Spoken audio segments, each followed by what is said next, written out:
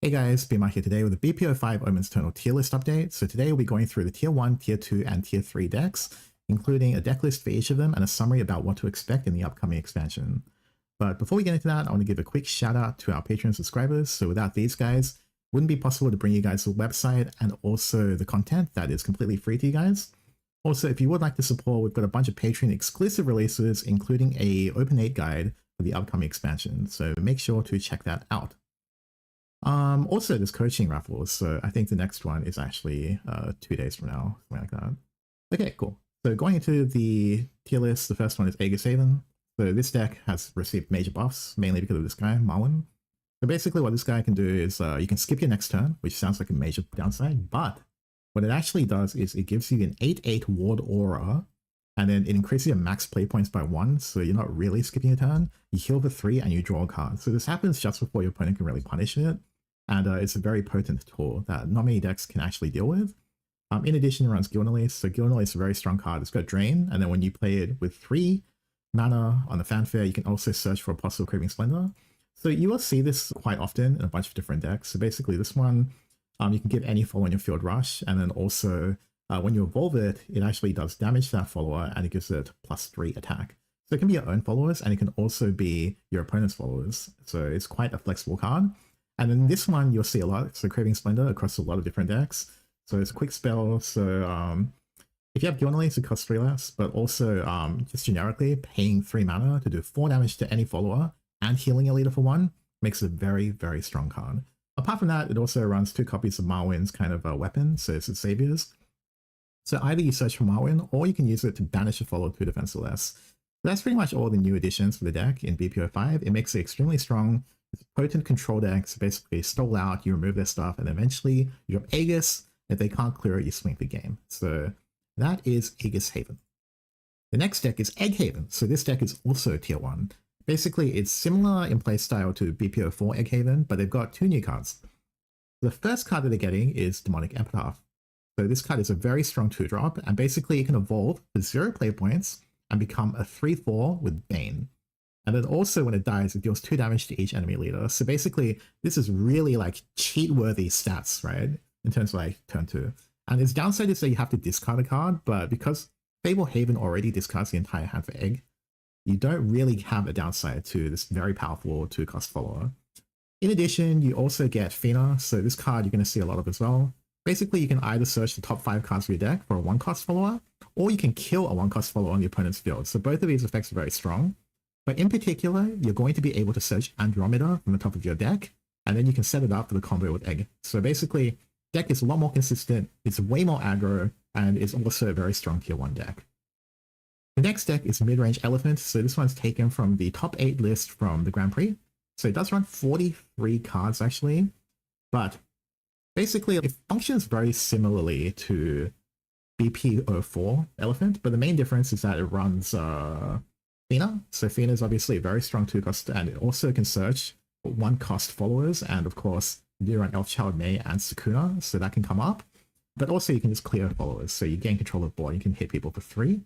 But also this build actually runs Homecoming as well, so it's actually possible to get this as well, this effect. It's only 3 play points, and he runs 3 copies of the Elven Princess Mage in order to get to that point. Spinaria is a new card as well, so basically when you play it, you search 4 cards from the top of your deck, you can add a spell and a follower, both of which are Forestcraft, right? And then you basically add them to your hand. In addition, you recover 3 play points if it's combo 3, so this guy's deck runs a lot of potential to get Wisp, so that's like the main reason I'm pretty sure that he runs this card. Also, it runs 2 copies of Lyriel, so basically this card's very strong tech, especially against Egg Haven. If you have this on the board, it basically means that you don't take the damage from Egg, which can come in handy, and in addition, it does 2 damage to each enemy leader, so yeah, it's a fairly strong card, and you see this tech every once in a while in various different decks. Overall, it plays out very similarly to before, so control the field early, get poke damage in when you can, and then eventually finish them off using King Elephant. So yeah, still really a strong deck, and Spinaria obviously increases the consistency of the deck even more. So yeah, definitely recommend this deck if you enjoy playing Forestcraft. And then next is a new deck, so Usurpation Sword. So it's basically Octress Sword. So all of these cards are basically of the same theme. Octress is actually a very splashable card, so you'll see it in different archetypes. But basically what this archetype tries to do, right, is all of the cards when they get played, they make your opponent mill cards from the top of the deck. And usually, once you've reached around, I think it's 10 usually for the breakpoint, each of these cards gain a bonus effect. So for example, this one has Storm and it's a 3/2, but if there are 10 cards in the opponent's cemetery, it becomes a 5/2 Storm for only 3 mana. So I mean, that's a huge amount of damage. So basically all of these cards, they have very strong effects. They toss stuff in. This one draws a card if it's 10. You evolve it, it does 4 damage to an enemy follower, for instance. Octress is very interesting. So basically it evolves for free if you have 10 cards in the opponent's cemetery. And then in addition, you can pay 8 play points to play any card in the opponent's cemetery for free. Also, when it evolves, you get to pick any card in the cemetery and put in an EX area, which means that depending on the matchup you're playing against and what the opponent plays and draws, you actually have a different game plan every single game, and you can kind of adjust on the fly based on what you mill from their deck. Just FYI, make sure that you don't get your cards actually stolen in real life. So like imagine you play like a serial kind of like, oh yeah, I just steal it from his cemetery. Like, excuse me, bro. So yeah, just be careful of that. But this deck's very strong. So basically it's a mid-range aggressive deck. You try to get to 10 in the opponent's cemetery and then you start stealing their cards, not literally, obviously. You use Leonidas to buff everything and then you start finishing off with Random Storm. So this card doing 5 damage is sort of ridiculous. And it's 8 with Leonidas. So once you play this deck a few times, you immediately understand like what it's aiming to do.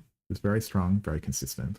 Okay, moving back to the tier list. So we have 8 decks in tier 2. So it's a lot more than usual, mainly because there's a lot of decks in this format that are all viable, right? But something has to be in tier 1, something has to be in tier 2, etc. But honestly, even the tier 3 decks, you can play them and see relatively good success at your locals. All right, moving on to tier 2 decks. So next one will be Disdain Dragon. So Disdain Dragon, the key concept about this deck is basically all of the Disdain cards either have effects when they are damaged or they do damage to other followers in the field, your own followers, okay?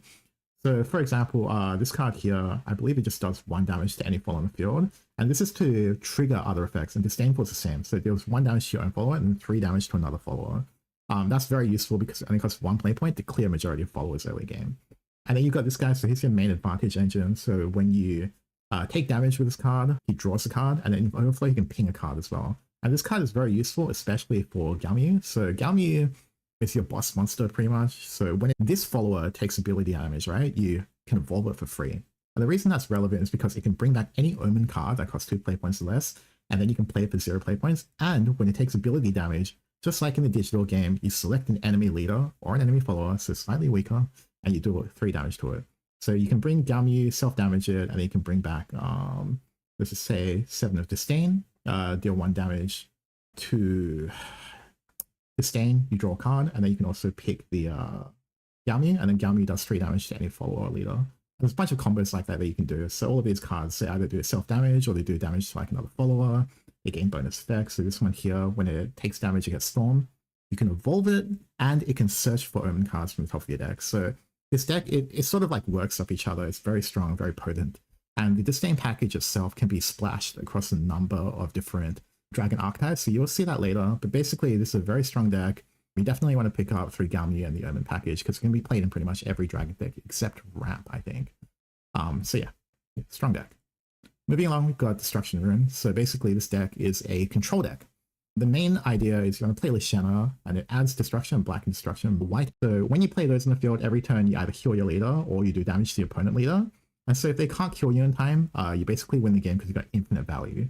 And in order to accomplish this, you're basically running a lot of removal cards. So your main objective is just clear their board every turn, and then basically let the Lishana tokens do the talking for you.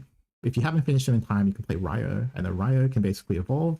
And then you look at the top 9 cards, I think it is, from the top of your deck, and then you can put 3 cards that cost 3 play points less from among them into your EX area. It costs 3 less to play that turn. So anyway, this is a very strong control deck. Bird is another tech card that you'll see a lot this expansion because Aegis Haven is very popular, and being able to banish Tin Soldier, especially if they put Stacks on it, is a very strong combo. But yeah, nothing too complex about this deck, I think. Of course, it does have new cards, but the main concept is this deck just wants to remove the enemy followers as much as possible, heal itself up, stay alive, and then eventually, outgrind the opponent. So, strong deck. Okay, next deck, Sanguine Abyss. So another new archetype. So this one uses the Lust package.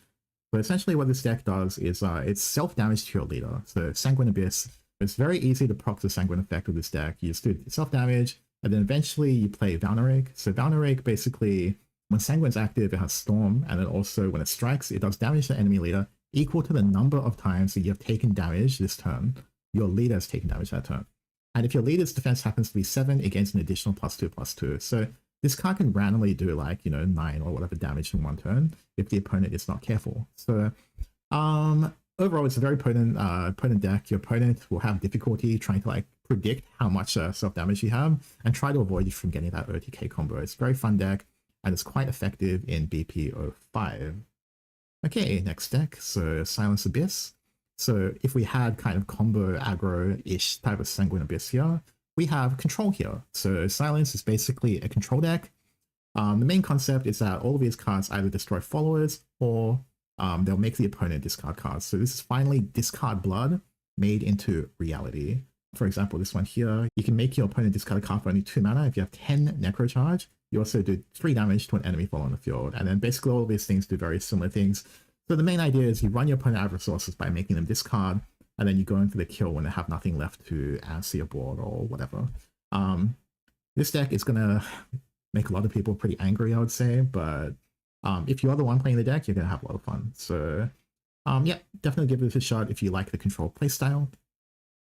The next one is Hero Sword. So pure Hero Sword is pretty much no longer played, but Hero Sword still exists. So instead of using the standard package, they tend to use the Octris package as well. So it plays very similarly to before, but the main idea now is that the upsides of the Hero Sword package means that if you hit Machnight, then you're feeling pretty good about yourself. But if you don't hit like the upsides of the hero package, it does feel noticeably worse. They do run Majerobane as well. So Majerobane is one of those cards where it benefits from you having a low hand size, which is what Hero Sword is also trying to accomplish. So basically it has Rush, and then if there's 2 or less cards in your hand, you do 3 damage to each enemy leader. With 0, you do 3 damage to every enemy player on the field. And then this effect is enhanced even further if you evolve him. So overall, like it's basically running a huge amount of value cards, trying to aggro early. You run up cards in hand and you get bonus effects for pretty much everything, and can close out the game with a very powerful Omens Usurpation package. So that's Hero Sword. Moving along, so we have Discard Dragon. So once again, you're going to see that the Disdain package is basically played in almost everything Dragon. So it's running the standard discard package, but it's also running the Disdain package. I think one of the main reasons why this deck works is because you've got an actual discard card in the pots of Disdain. And basically, it's when it evolves, you can discard a card, look at the top 5 cards of your deck, and then add 2 Omen cards and put them into your hand, right? And it also does storm damage. And so basically it synergizes very well because Discard Dragon's trying to kind of aggro you down with the burn damage. And then also you've got Disdain cards, which also discard cards and can also contribute to hitting the opponent later by either face damage or effect damage. So it's pretty much like a mid-rangey aggro deck, I would say. It takes a little while to set up. Once you're on like the 5, 6, 7 mana mark, you'll start doing damage every single turn to the opponent's face. So yeah, this is also a viable deck in the next format. And then we have PDK Dragon, which once again runs the Disdain package. It's because the Disdain package is so good. It's so strong right now. Basically, it's split across all of these 3 archetypes. Honestly, though, like it's very similar to the PDK from the previous expansion, though. It's just running like the more like high value of the Disdain package. But basically, once you play PDK, all of these cards under it's free. Yeah, under 3 play points, you just get infinite values, burn damage. This is a different take on the Discard Dragon build, right? It's choose your engine and then bam, slot in Disdain cards. Not much else to say about that. It's probably a strong deck in the next format too. Umusme, I couldn't put it in because Bushinavi doesn't let you add a post restriction, but here's just an example. Not much to say. I mean, Uma's still Uma. I mean, even if you add in like the 2 Trial Initiation and the 2 Dictus, it just means the deck's more consistent, but it doesn't fundamentally change the deck. I think it's still good in the next expansion. So Ramp Dragon, so these are the tier 3 decks.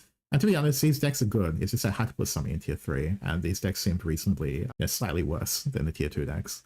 Ramp Dragon, so here's an example deck. Basically, they figured out around this timing that basically defense mode is pretty strong. So you actually run Leviathan Dragon, so it's got Ward.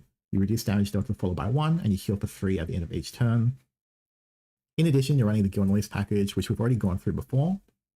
But the key thing is, you run a lot of healing, you want to out-sustain them. And then once again, you're running high-end value cards, which if they can't answer each of them consecutively, you eventually win the game.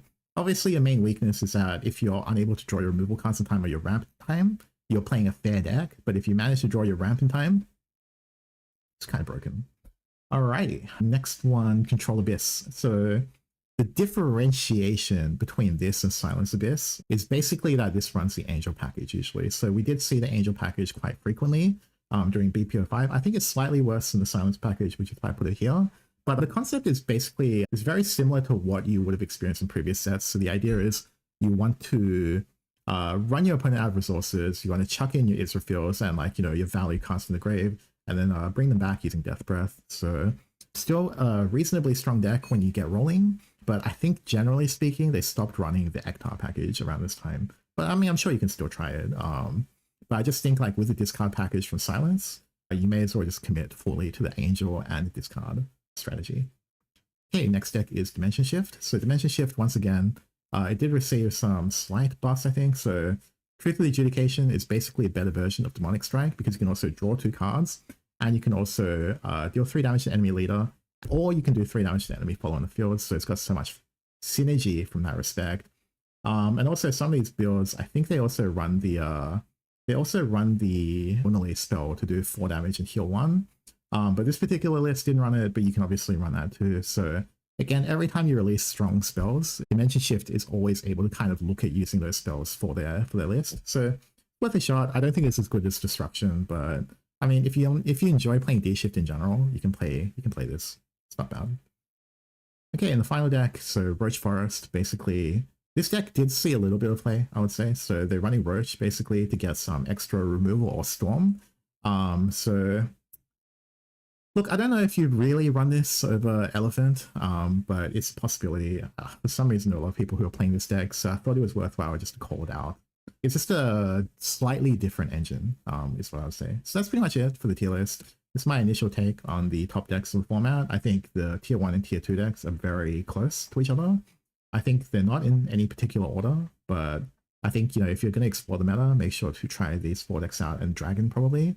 I think Destruction Rune's strong too. I mean, this expansion is going to be a huge amount of fun. I think, you know, just experiment a lot. So many viable decks. I think this is where Shadowverse Evolve gets really interesting. That's pretty much it for now. So if you want any more content, make sure to like and subscribe, and I'll make sure to see you guys next time. Be my out.